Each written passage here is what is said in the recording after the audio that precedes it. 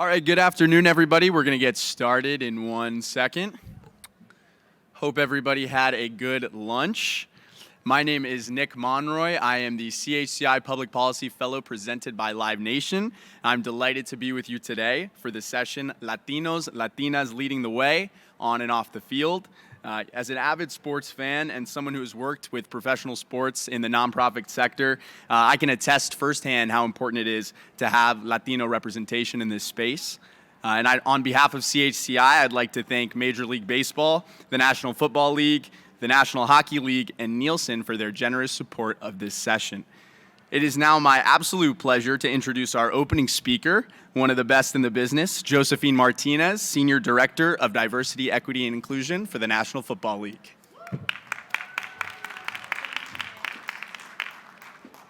Hola y bienvenidos. I'm Josephine Martinez. As Nick mentioned, I'm the Senior Director of Diversity, Equity, and Inclusion for the NFL. Thank you to CHCI for having us today, and a special thank you to all of the staff. And I just want to shout out Chairman Adriano Espaillat for all the hard work in putting together this week's conference.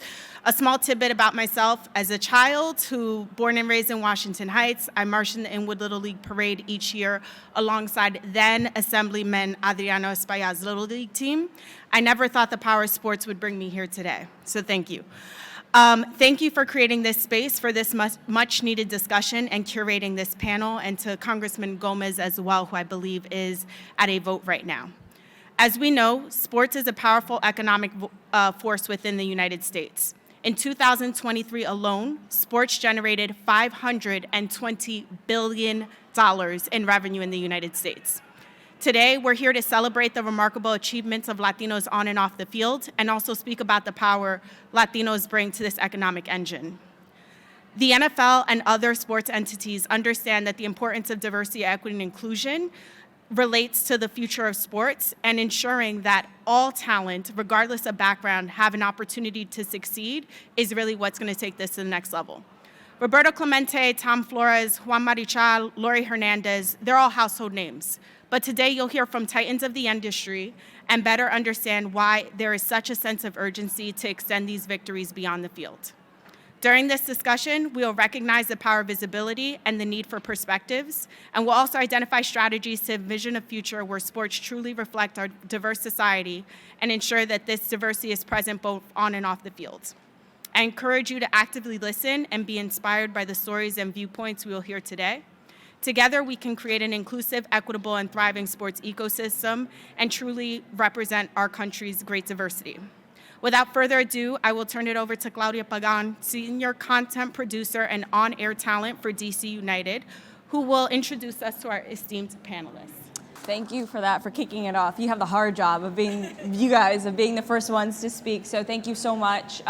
Thank you to CHCI for bringing us all together. As she said, my name is Claudia Pagan. I work with DC United, a team in MLS. I've been around for a while, so I'm excited to be here today and be with these incredible people up here. I'm going to give them a quick introduction, but you guys will learn more about them as we go along. So sitting next to me, I have Erica Ruiz, an NBA agent for Clutch Sports Group.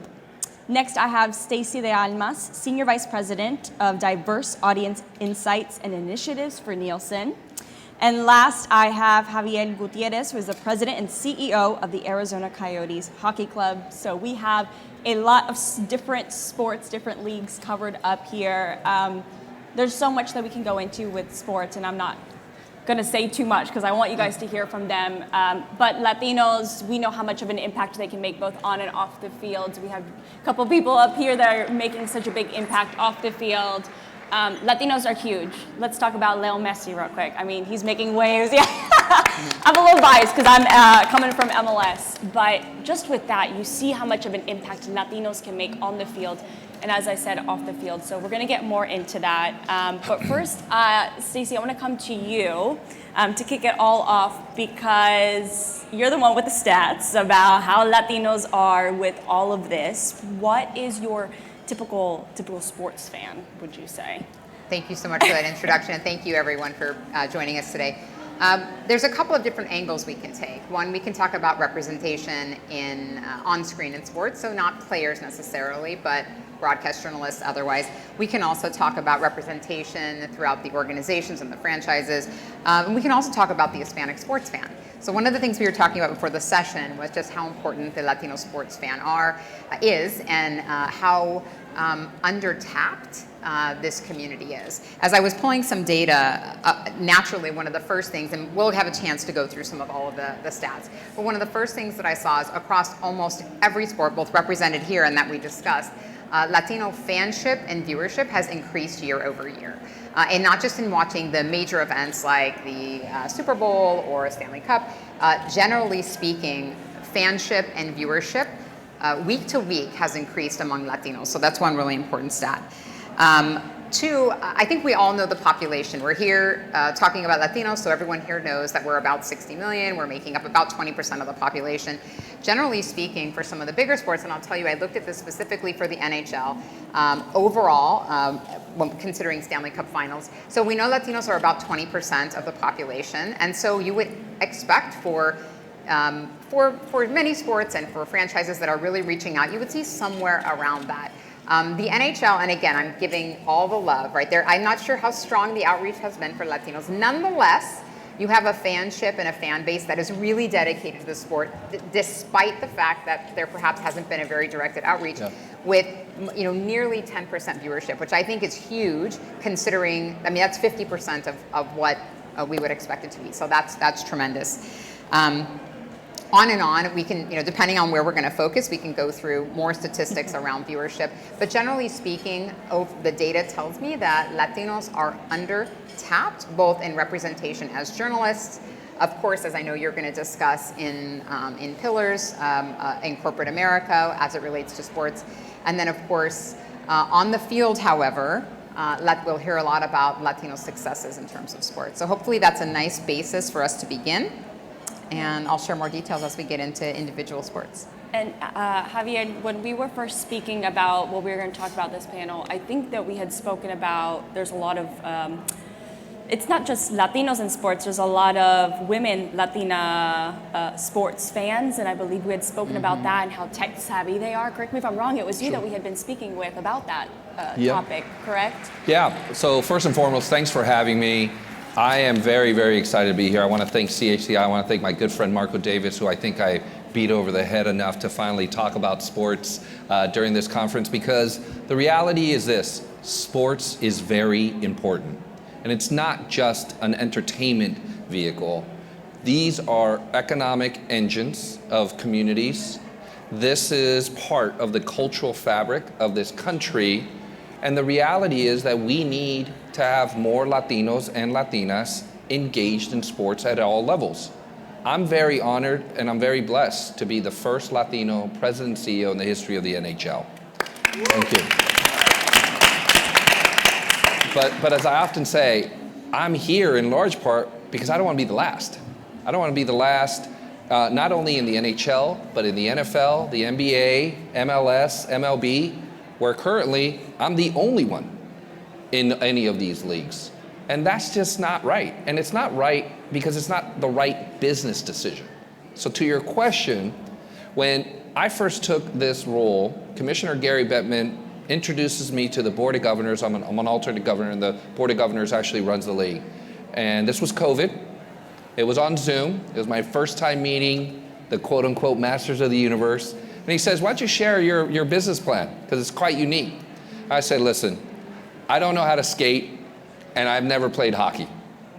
But this is what we are going to do. It's not ancillary to the business plan, it is the business plan. The greatest hockey player ever was Wayne Gretzky. And they asked his dad, what makes Wayne so great? Wayne goes to where the puck is going, not where it's been. Where's the puck going in America? It's going young.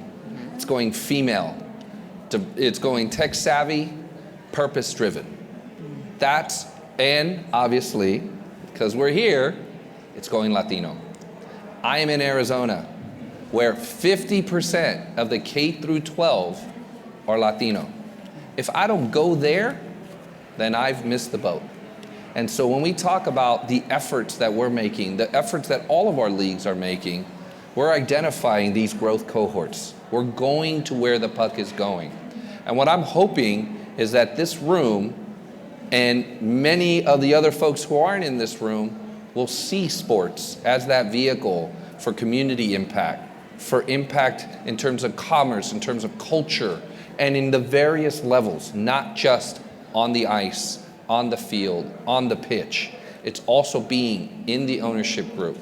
I feel very blessed to work for the only Latino owner in the NHL, Alex Morello, and this is what our plan is. And I am very hopeful that the leagues and that other teams are seeing the importance of going to where the puck is going.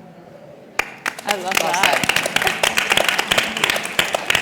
And of course, you're speaking about young fans, young Latina fans. And of course, that's where you get someone like me and maybe even someone like Erica who grow up as fans, as we're young Latinas, now work in the sport. Erica, you're an agent in the NBA. First off, I want to know how your experience has been. I've been fortunate enough to have a very great experience in sports and in MLS as a female. I'm so curious to know how yours has been as a female Latina in sports, specifically the NBA. Absolutely. Can you guys hear me okay? Oh yeah. Okay, excellent. Well, look, for me, it's always been a dream to work in basketball. My father always told me that if I found what I love to do, that I wouldn't work a day in my life. And all I ever knew was that basketball made me the happiest little kid wearing my Kobe jersey. So that is what I chased and pursued. And so for a majority of my career, and for a lot of us, it's just trying to get there, to find the plan, to find the route, to find the person. And none of us get here alone. None of us get here in the linear path that we think that it's going to happen. But it's very possible to get to where we want to be. And actually, Javier's been an incredible mentor to me when I met him over a year ago. And it takes more individuals like myself and for him and all of us on this panel to make room for us to chase after our dreams. And for me, that was to be in the NBA. Being a female agent, I'm currently one of 5. I was the second woman in history to represent an NBA player and the first Latina, and I say that with like so much pride. And Yes. I love that.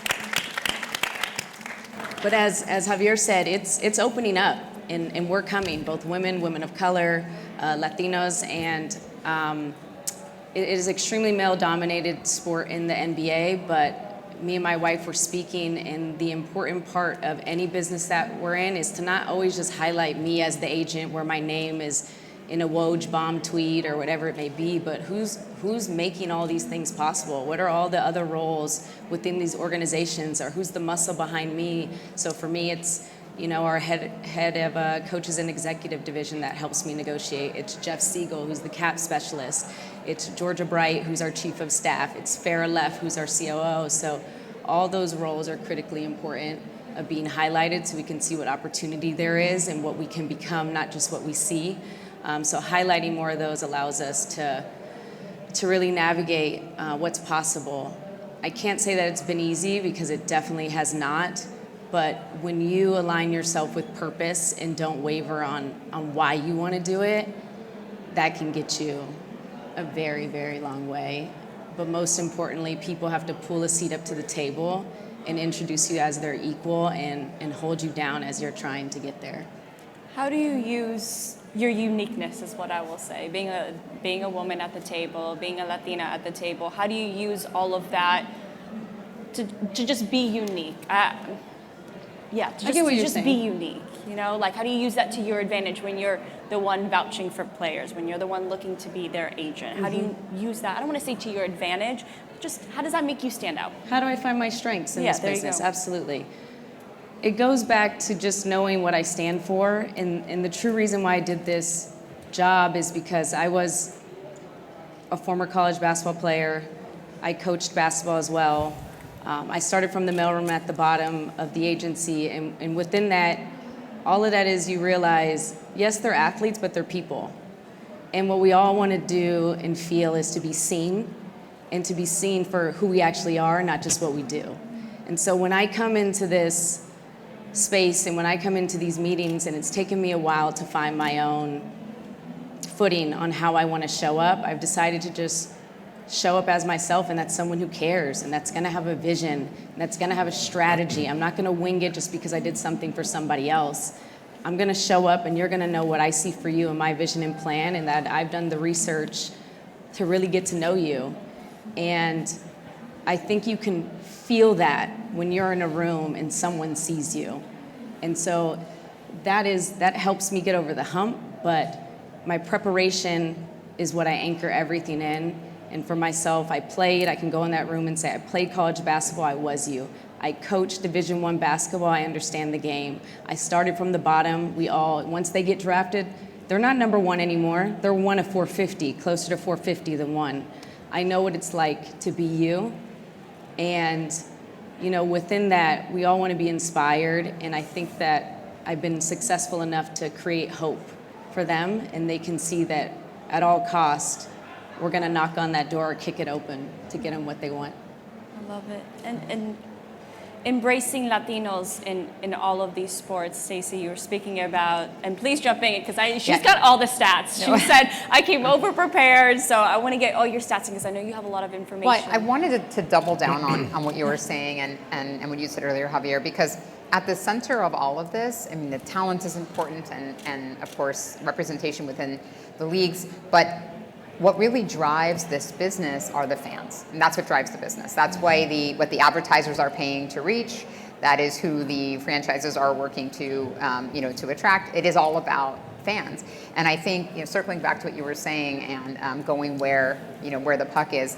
We could talk about the Latino community all day, but I think you're all here because you already know some of the data and you know the potential. But in some of the data, as I was thinking about, how we.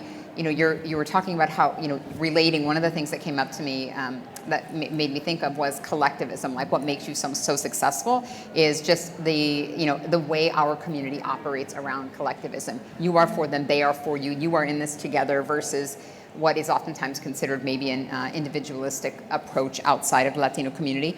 But if I can just address one more thing. You talked earlier about the Latino community being younger, and just for perspective, the Latino community in the U.S., 58% of Latinos in the U.S. are under the age of 34. Mm-hmm. So that's a lot younger. That's compared to about 39% for the total. And by the way, total includes Latinos, so they're driving that down. So you have, 58%, if we're going to do fuzzy math, we can say nearly 2/3. That's rounding way up. But 58% under the age of 34. So there is this really ripe, when I was talking earlier about there being this ripe opportunity for fanship and fandom. But interestingly, is Latinos are also choosing to engage with sports differently than the communities that have come before them. Mm-hmm. And then I think what the blueprints that are out there today exist. So that doesn't mean that we're not seeing a lot more opportunity digitally, but as an example, I have a stat here, a 248% increase in viewing to Super Bowl via connected devices, so digitally consuming in other ways, and that's just year over year. And we see that across the board, 75% for NBA, World Series, across, right? Every sport or big event that we looked at, we see this huge shift from Latinos when compared to general market of where they're consuming content. So that speaks to the opportunity, I think, that exists for brands. And we do need fans and brands together in order to help drive the success of sports. Yeah, I'd like to interject on that because I stand in front of corporate partners all the time. And I get the question, okay, do women, do African Americans, do Latinos really want to watch hockey? Do they really want to go to a sport that isn't traditionally part of their athletic journey? I said, well, let's look at where there are teams, okay? Dallas, Los Angeles, New York, Chicago, Arizona, San Jose. I kept going on and on. I go, what do those have in common, right? What do the consumer bases in those cities look like? So the question isn't, do they like it? It's how does a team not focus on that community?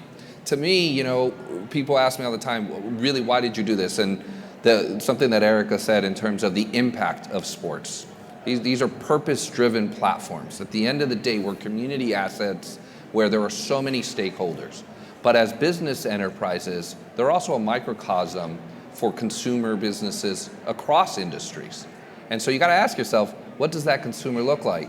I've used the phrase, there are fans and there are fans in waiting.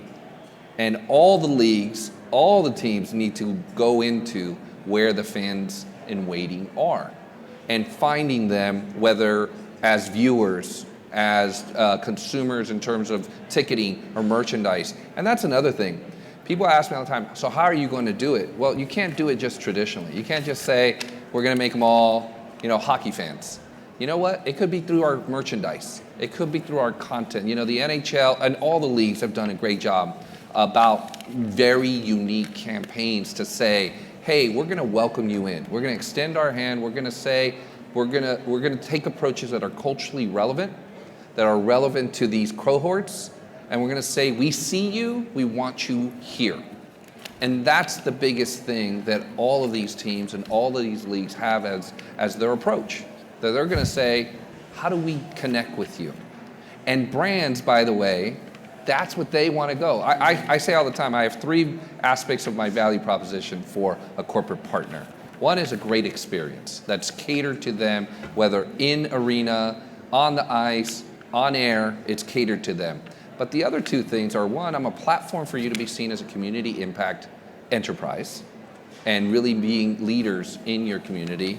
And perhaps most importantly, to your point, we're bridges to the growth cohorts. We're bridges to Erica, right, showing up and rocking an LA Kings jersey. Hopefully not. Hopefully it's an Arizona Coyote jersey. But only Arizona. Yeah, Coyotes. there you go. The point is that there are these fans in waiting that we are the bridge to, because that's where we're going. We have to go.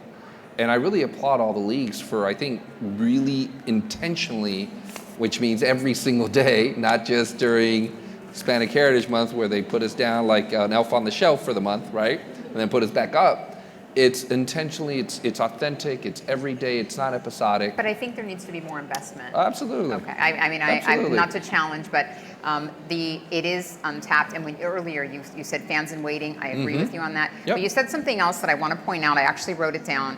A community asset. I think that is the way that leagues and teams should be looking at looking at themselves in the eyes of the Latino community. I said earlier collectivist culture, but that really nailed it for me when you said that. I'm going to use that phrase because that's exactly the headspace that franchise and league should be in when they're thinking about what their offering is to the community as a community asset. Yep.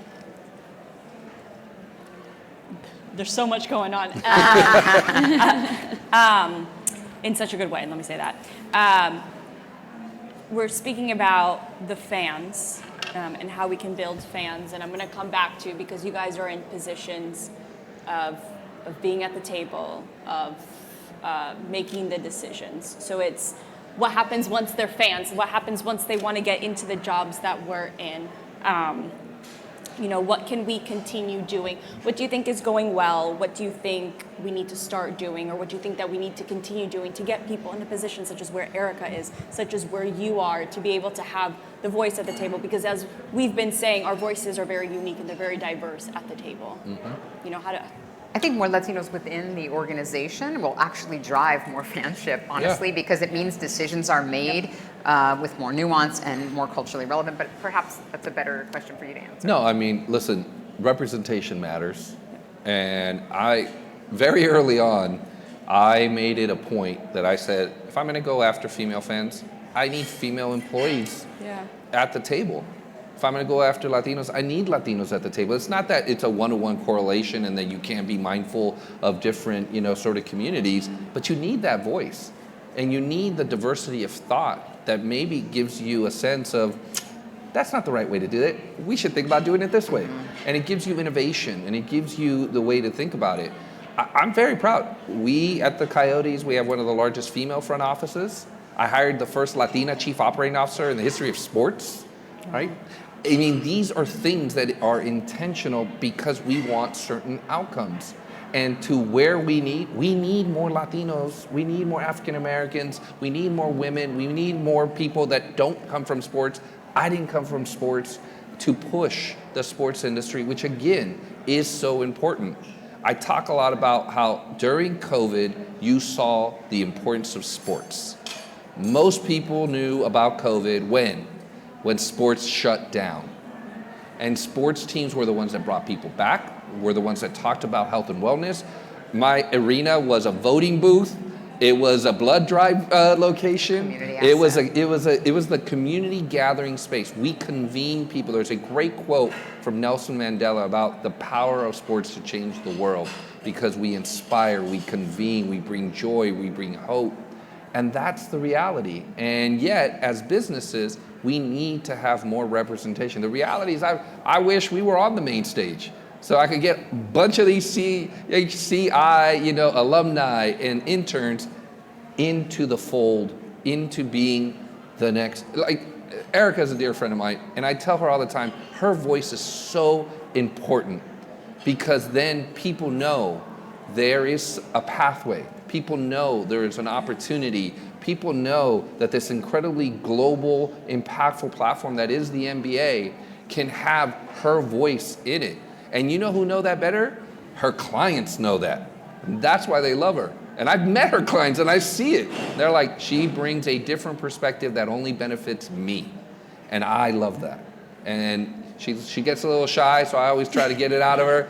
But it's that powerful voice that we need more voices at that seat of decision making. No, And Rich Paul better know that, by the way. That's on record.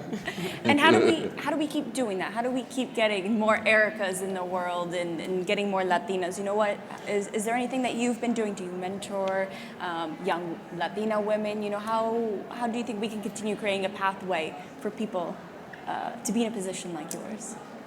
The most important part for ourselves, we're only one person, but it's setting intention behind what we're trying to do. So when I was at a previous agency, CAA, before I came over to Clutch, and one of the major reasons I came to Clutch is how Rich Paul viewed representation.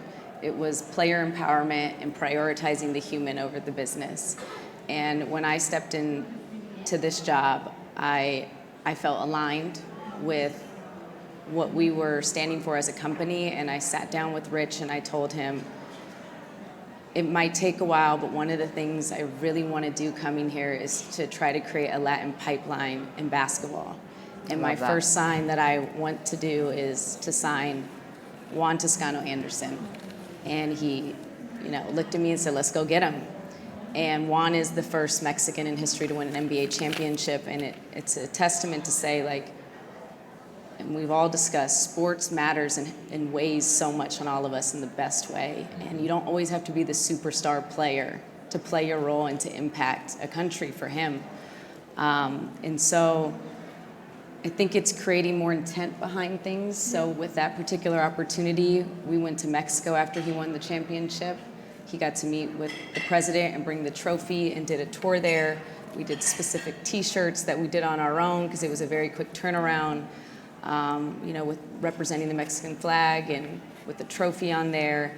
And I hired a 17-year-old to be my intern so he can come with me to Mexico and help me to reach out to brands, because he had something I needed, which was an extended resource and knowledge of just us being Latinos and us trying to tap into a market that wasn't, really accessible in such a quick turnaround. And so with that intent, there are more clients out there. There's, not sure how many of you watch basketball closely, but Jose Alvarado, he is a superstar stud who is magnetic and captivating. There's Chris Duarte, there's several others, and we have to highlight and be intentional with purpose that if we sign them, they're just not another basketball player that you market and get a car deal for. What are we doing to specifically tap into what matters to them and who they are, where they come from, and ignite the people? Yep, bring fanship along. So we've spoken about the players, we've spoken about the positions that we're in, being at the table. In terms of players, all the grassroots and all that stuff, because I'll say soccer is speaking from soccer is expensive in the United States. It's very expensive to be able to play.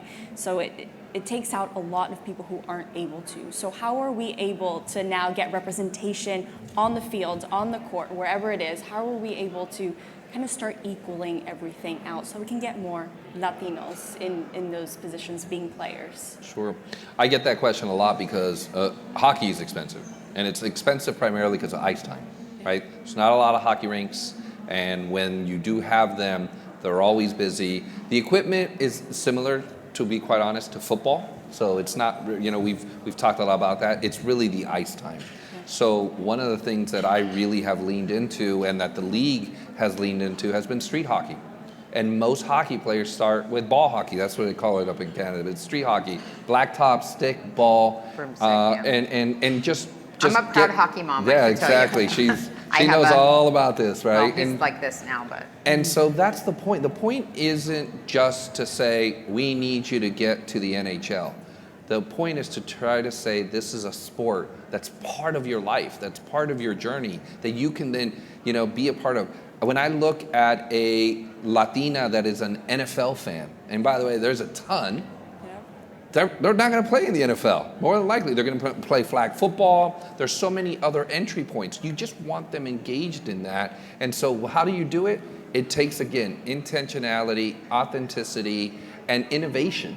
So I just signed the largest sponsorship of a street hockey league in the NHL with a partner that wants to be in front of Latinos. And so when I pitched them street hockey, they were like, wait, shouldn't I be doing soccer? Shouldn't I be doing baseball? I said, no, you should absolutely be doing hockey, because this is a transformative opportunity to get them in a way that no one has gotten them before. And when you get Latinas, you get everyone. So one more quick stat, and I had to check this twice because I thought it was wrong, but it is not. Hispanic women are 126% more likely than the average adult to be interested in sports. That's remarkable. And that tells me two things. One, huge opportunity, but also huge void. Like, there is time there that is wanting to be engaged, where Latinas are wanting to engage, and there isn't anything to grab. One of the things I loved about what you just talked about is starting at the youth level absolutely brings the family in. I mean, sports in general and competitive sports are absolutely a cultural component, and hockey is actually really expensive. I will say it's very expensive to get into, but I love the Street Hockey League, and I think that based on the stat I just shared with you, can really understand sort of where to begin. And when you get women interested in sports at a young age, that brings along families. And that's, we're talking about your experience being younger and sort of wearing the jersey and thinking what can I be? And I actually wanted to hear more about your journey up from the mailroom. Very exciting. But I think that all really begins, at least in this community, with family and with Latinas. And I keep adding little layers on here. I think there's also so many jobs, as we keep going the digital age, and with sports, there's so much stuff going on. There's lots of jobs that people don't know that they can do. And maybe years ago, a woman didn't know that she could be an NBA agent. So how do we expose, going back to the young fan base, how do we expose the young fan base to knowing this is what you can do in this job? It doesn't just have to be working in the front office or whatever it is, as a secretary or whatever it is. It can, hey, you can do this. You can be an agent. You can be on camera. You can be CEO one day. How do we get that out there? Please, go ahead. I think it goes back to what I had mentioned earlier, that it's extremely important to highlight everyone in part of a process. You can't do that every day and every panel and everything, but when there's moments to highlight an eye, a top, a CEO, or whatever, why not make it we? And a perfect example of that is my wife works for Issa Rae, and they've had a couple cover opportunities for her. And my wife is very shy, but Issa's like, nah, whole squad's coming up on this cover, right? She could easily be the one sitting there cover after cover. There was a line that she wrote, and she says, if you want to go fast, go alone. If you want to go far, squad up. Normally it says together, but be with your people. And so for us, I think it all goes back to being intentional, because it really takes nothing to think of others. It really takes nothing to be kind and to make someone's day, to be thoughtful, to extend to an intern to come sit in a meeting with you. I was that intern.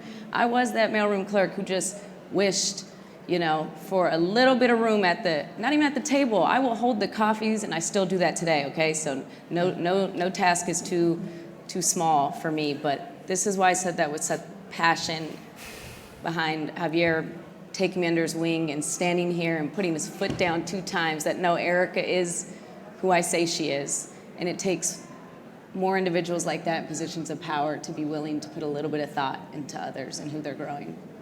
Yeah, sort of send the elevator back down.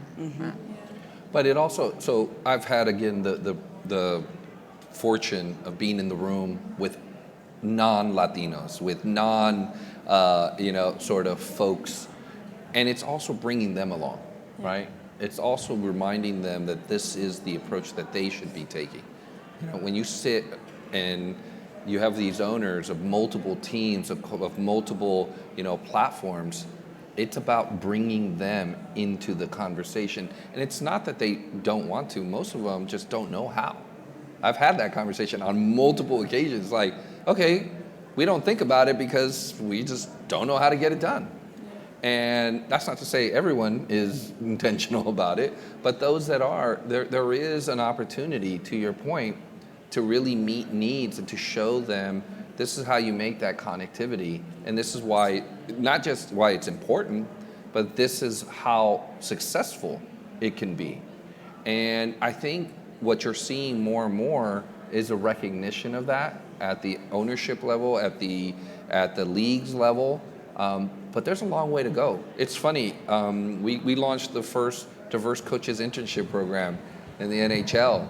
And at the end of it, I heard we had 2 black coaches who just started being part of our coaching in our preseason. And you know what happened at the end? Shockingly, right? They wanted to hire one of them. And the other one wanted to go get hired by USA Hockey. People said, wow, what a great model. I said, yeah, it's really crazy how you put talented people in the room and give them an opportunity. That's how people get to know each other. And it's about having that understanding of how to make that happen. By the way, I've talked to, the folks in the NFL about that, which is a very high-profile issue in that league, but it's a high-profile issue in all the leagues. Put people who are talented in the room. A friend of mine who's very successful in the private equity space where I came from said, talent knows no color, no race, no creed, no gender, no ethnicity, no sexual orientation. Talent just needs an opportunity. And that's what we should be thinking about, and that's the next thing that needs to happen. These owners, these leagues, they need to be providing that opportunity because talent will shine. If I could add to that from your question specifically, and then again thinking about the journey that you shared with us, was also around like how do we expose like younger talent to all the different types of jobs there are throughout, because I think probably many of us are doing jobs, well, maybe not you, because yours like I knew existed, but I like doing jobs that I didn't know was actually a job to be done, right?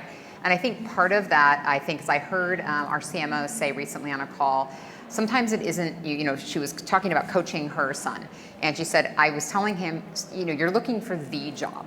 You need to take a job, and then through that job, you are exposed to so many things. So I think as parents, as mentors, as professionals in this room, we have an obligation to the kids that we work with, to the talent that comes to us, the young talent, and tell them, just get in there. You're going to learn so much. You said you started in the mailroom, or like where, I'm like, just get in there and your eyes will open and you'll see there are jobs you didn't even know there were. And those are amazing, and they will lead you to people and to things and to opportunities that you otherwise didn't know existed. So I think, and again, I'm also speaking of the parent as to Gen Z, like they just want to go from right to school to like being the CEO of the Coyotes. Like there are some steps in there, buddy. So I think we have an obligation as Latino mentors, or just as adult mentors to young talent, like not encouraging anybody to slow down at all, but to be willing to get in and open your eyes and find your opportunities. I couldn't agree more with you. And I meet with so many, and I was one of these young whippersnappers where I'm like, I want to be an agent, nothing else. But for myself at the time, that is what I had to put the foot down on, because there wasn't any at the time. But I tell anyone who I'm speaking to, like, know what you're going towards, but understand that when people are hiring, there are a couple things that they're looking for, especially when you're more at entry. How can you make their lives easier? It's not about standing out and just like it's all about me all the time. Like, how can I make my boss's day seamless? How can I pick up skills? Because really the biggest thing that you should be doing, no matter what the job is, I worked at Nike for a little bit, I worked at, and when I say Nike, I mean retail store. And when I worked at, in the mailroom, I learned how to work the building. When I was, a floater, you're basically assigned to any department. And I could have been like, oh no, I don't want this department. I was like, what skills can I pick up? Because those things are transferable. And the more skills I can pick up, the more that I can do. And the better I can do those skills, and multiple of them, like game on.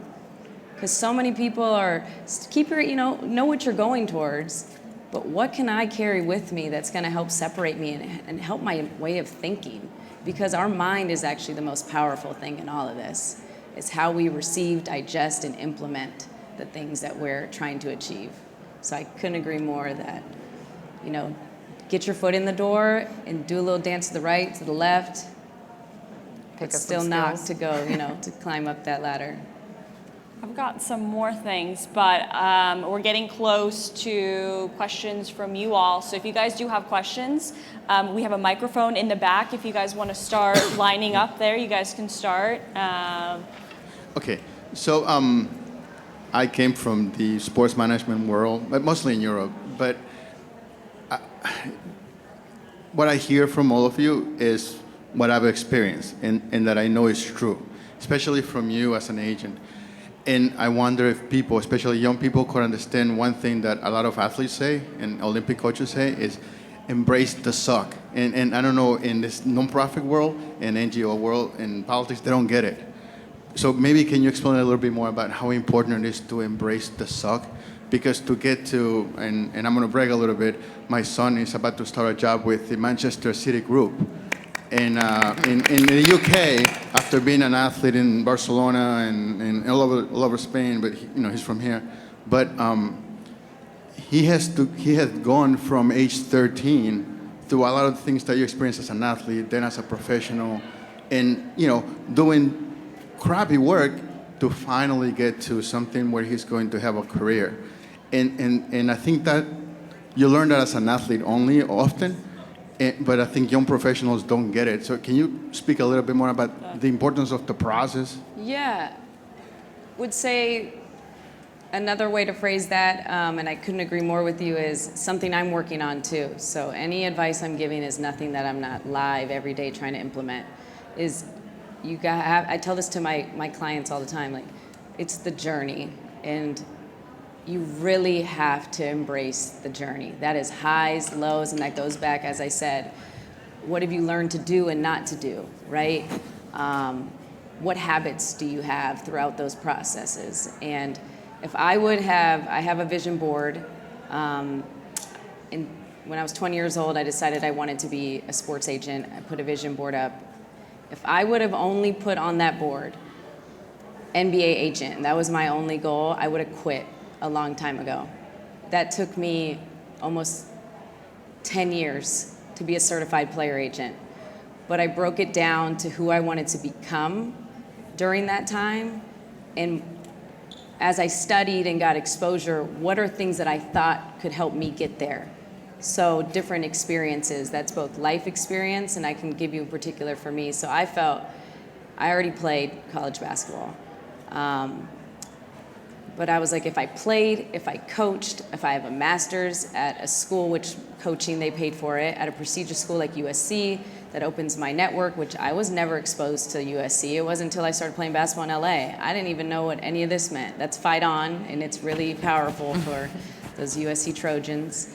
And I felt like if I can just get my foot in the door and start at the bottom, I can learn how this place works. And what we know best is the people at the top are so far removed from how things actually work. And now that I'm climbing my way up, I'm like, I can do every facet of every job. And so for us, as you're saying on this journey, like, there is sucky, shitty things throughout, but is it gonna make you or is it gonna break you? That's up to us, right? And how we choose to perceive it. And it's really understanding, like, dang, that was really hard. I'm gonna give you one quick example. Yesterday, 2 days ago, I woke up late. I ran outside, I had a ticket on my car. I went to drop my rental off, and I gave them the wrong key, and I was supposed to be at the Lakers facility at 10 a.m. This was 8:47 when all this happened. And I look at my sister-in-law, and I was like, oh, she's like, oh, I feel for you, you had a rough morning. She goes, well, bad things happen in 3. And I kind of looked at her like, what? And she goes, but 3 things already happened, so you're gonna have a good day. And you know what? I had a really, really good day. And so it's our mind of how we choose to approach those sucky things and understanding like it is worth it. When you go to bed at night, it is worth it. And that is the honest to God truth, how I got through is I understood that it is worth it and what I'm doing is worth it.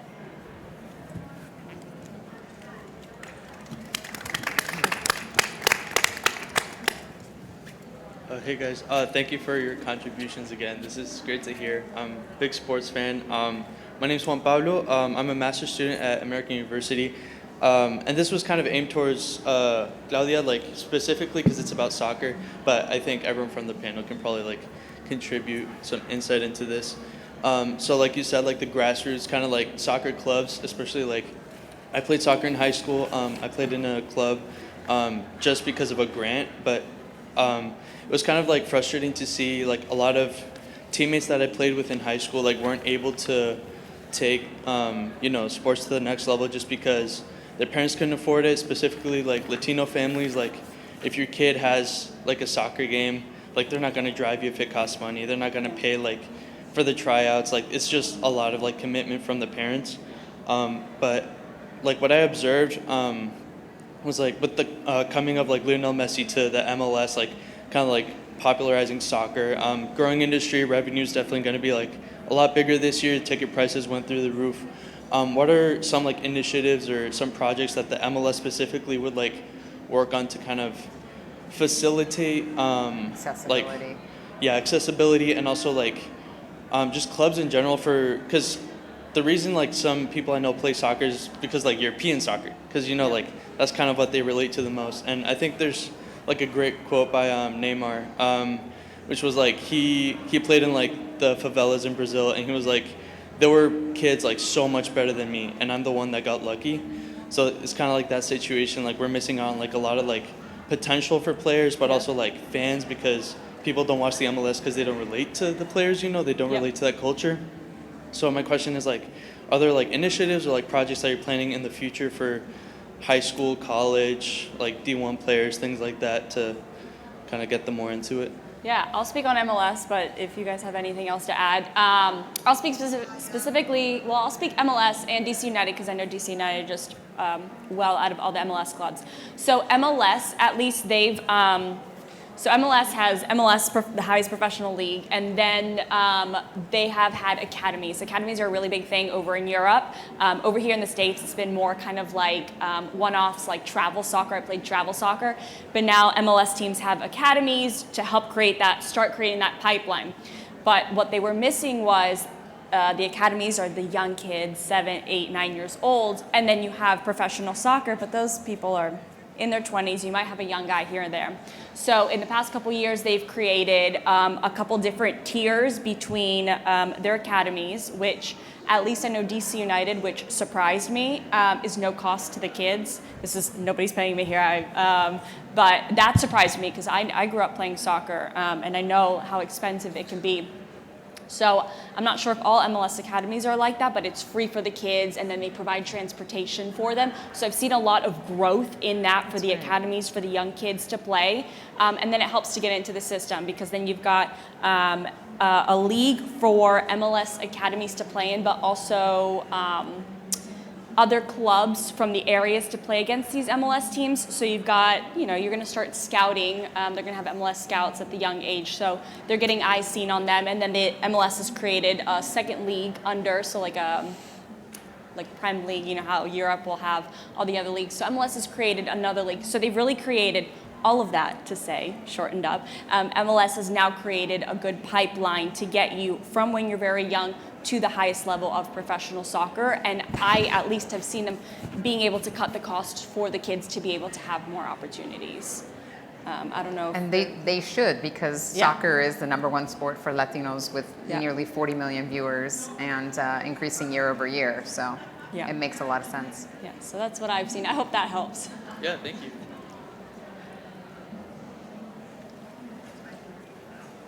All right. Hello.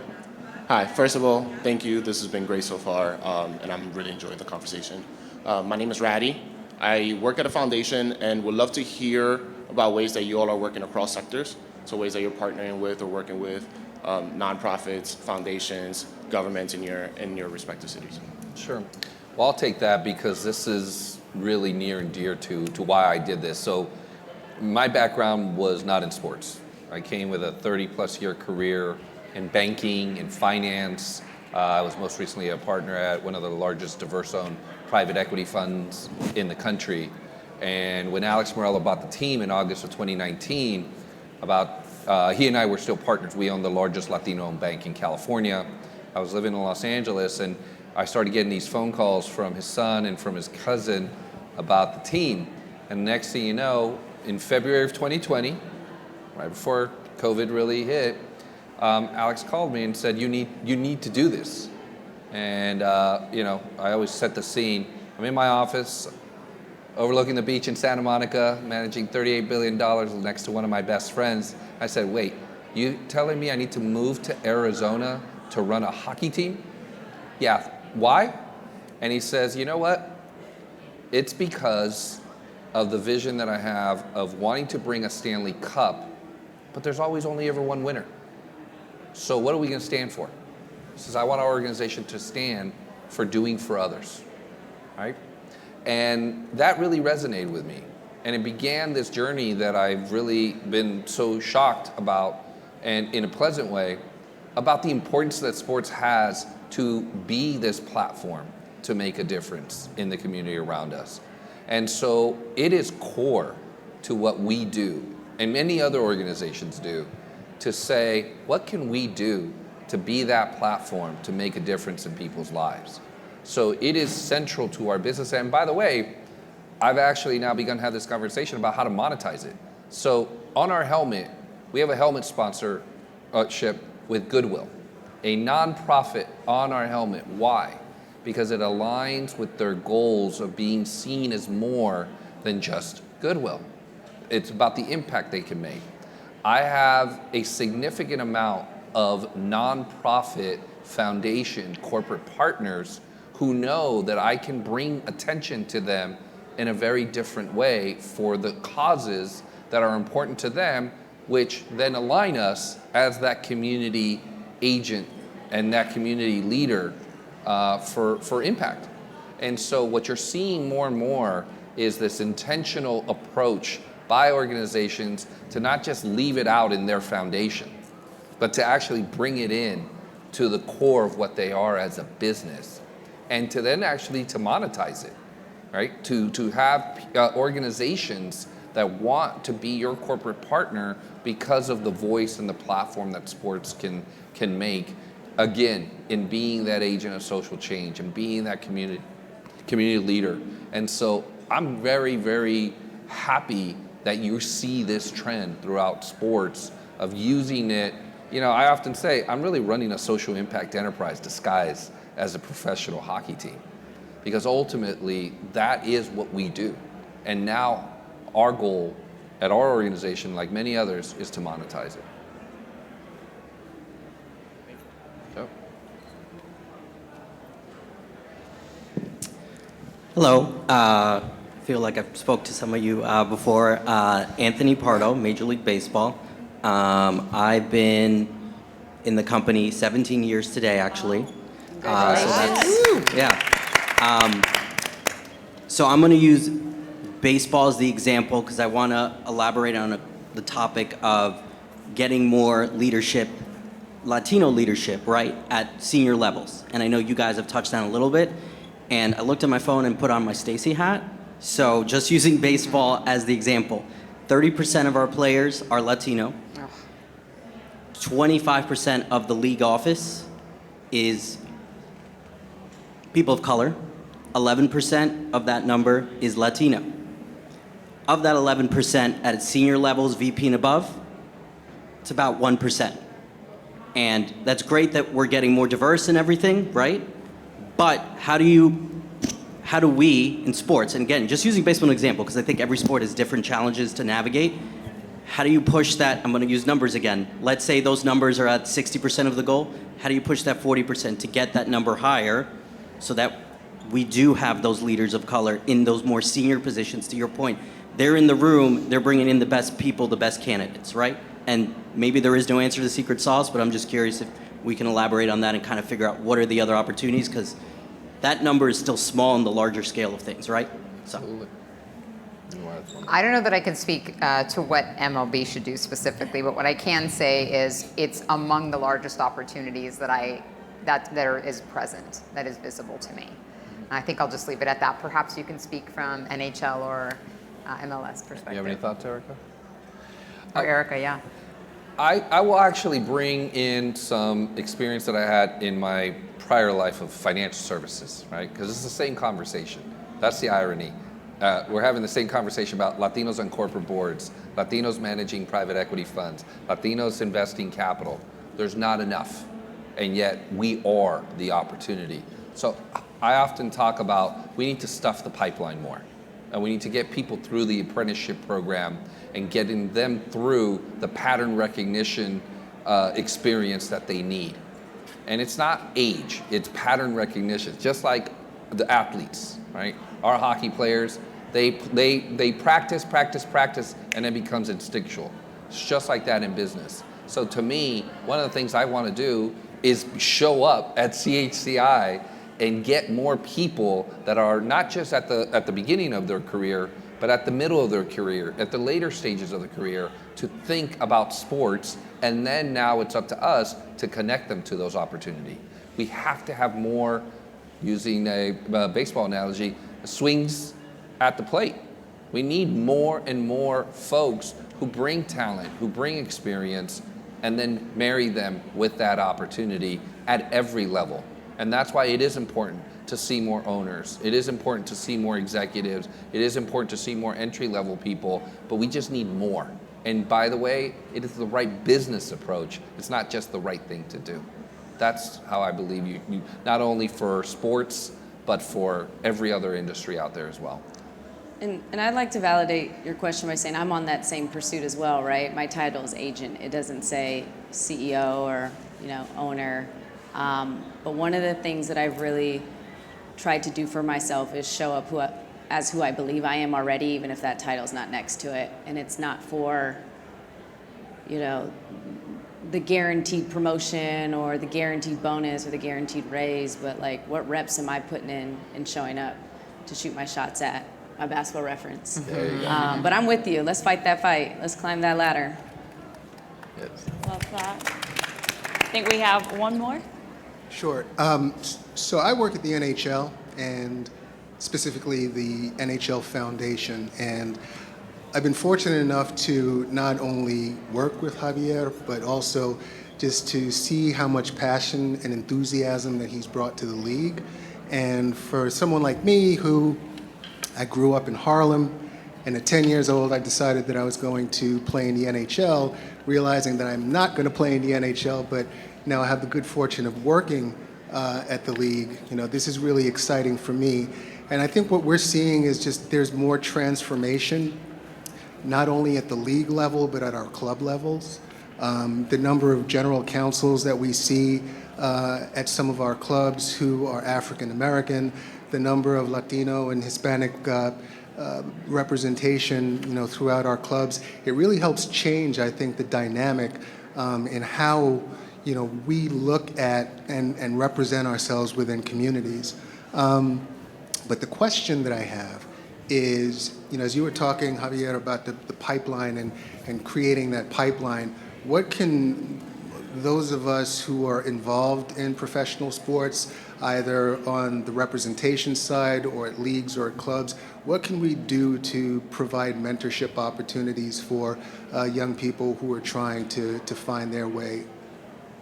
I'll answer it in two ways. One is exactly what we're doing today, which is to have, and I really got to applaud all the leagues, really, for showing up and saying, you know what, we're going to align ourselves with one of the best Latino leadership programs, period, that's out there. Because the CHCI is building leaders. Many of them go into public sector, but they're building leaders. And so I think the leagues need to align themselves. John, you and I have talked about, you have sponsors for educational opportunity that's building leaders. Yeah, they end up in financial services for the most part, but it's about creation of those partnerships with organizations that are doing great work. I talk a lot about being in unexpected places, showing up where you may not think you should be. The leagues belong at places like CHCI. They belong at places like the Congressional Black Caucus Conference going on right next to us. Right. We need to have the teams, the leagues, go to where leadership is being created and being mentored. I think that's number one. I think the second is we have to be unapologetic about making the business case why this is important, right? I constantly talk about, I am who I am, and I'm bringing that to the table. But you know what I also am beyond being the first Latino in this chair? I'm the first private equity guy sitting in this chair. I see this through the prism of this is the right business decision. Because if I don't have women, young people, diverse, folks in my seats, in my offices, that is a missed business opportunity that I will absolutely be hurt by. And that's the discussion that also needs to be had. This is the right business decision as much as it is the right thing to do.